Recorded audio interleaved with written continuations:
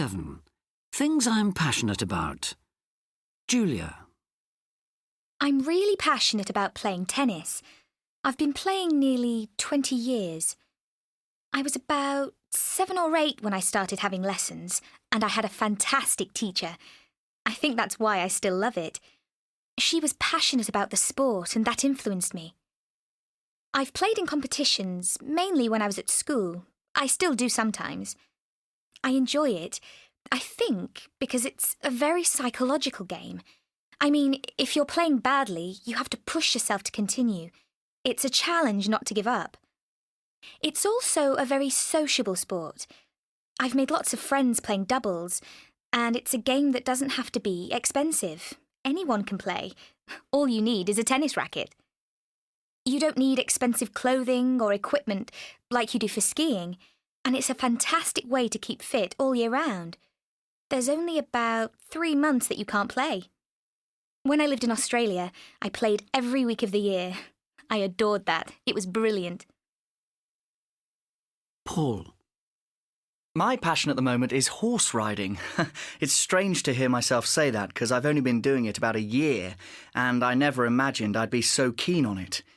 It all happened because I was talking to someone who rode horses and I said that stupid thing people often say, "Oh, I've always wanted to do that."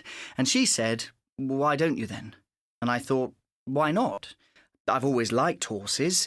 They're so big and powerful, but so beautiful when you see them racing round a field or on a track. It amazes me that they let people ride on their backs. Riding is very physically demanding because your body has to be in harmony. It has to move with the horse, but it keeps you fit. Of course, I have fallen off a few times, but it seems that the more you fall, the less it hurts. Also, you have to try and understand your horse. They have moods. You never quite know what a ride is going to be like. A horse you had a fantastic ride on one week can be slow and miserable the next week. I really like that about horses. They have personalities. Andrew. I'm passionate about poetry. I studied English literature at university, but it wasn't until after I graduated that I really got into poetry, and I started writing some myself. And I met some other people who wrote poetry, and I heard them read it aloud, and that was amazing. I felt the power of the words. The thing I like so much about it is that you can say so much with just a few words. So little means a lot. Each word, each noun, adjective, preposition has to work hard. There's a poem by Simon Armitage called To His Lost Lover. It's a poem of regret, about not saying the things you should have said in a relationship. It has it all for me.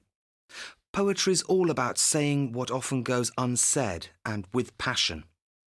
It can be such a help in your life. If you feel tired or depressed, you can always find a poem that will help. It can be short or long. It doesn't matter. James. The thing I'm passionate about, and this may surprise many people, is British weather. I know lots of people can't stand our weather. They complain about it all the time, but I love it. You see, when I was a child, my family lived in California for 5 years, and we had about 365 days of sunshine every year. It was so boring. I was 10 when we came back to England, and I just loved all the changes in the weather. Here you really appreciate the sunshine, and you notice the seasons. For me, one of nature's miracles is after a long, hot, sunny day, there's a thunderstorm or a downpour of rain, and you go out in the garden and you can smell the freshness in the air. The world has been washed clean and bright. It's magic. And you know, it's a myth that it rains all the time. It doesn't. Anyway, it's the rain that gives us our green fields. You know that joke, if you don't like English weather, wait 10 minutes. That's why it's interesting. Harriet. Something I feel really passionately about is fox hunting. My grandmother, mother and uncles have always been keen on hunting, and I started when I was about 6. We hunt up in the Welsh mountains. We go out from about 11 a.m. and we don't get back till after dark. And the thing I love best about it is that you are away from everything and everyone, up in the hills, and you work together with horses and dogs. And if you're following a clever fox, you can see him working out how to lose the dogs.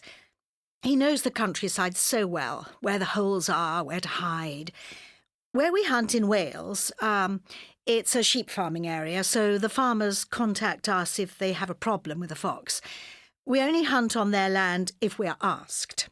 I don't hunt so much now because the laws have changed.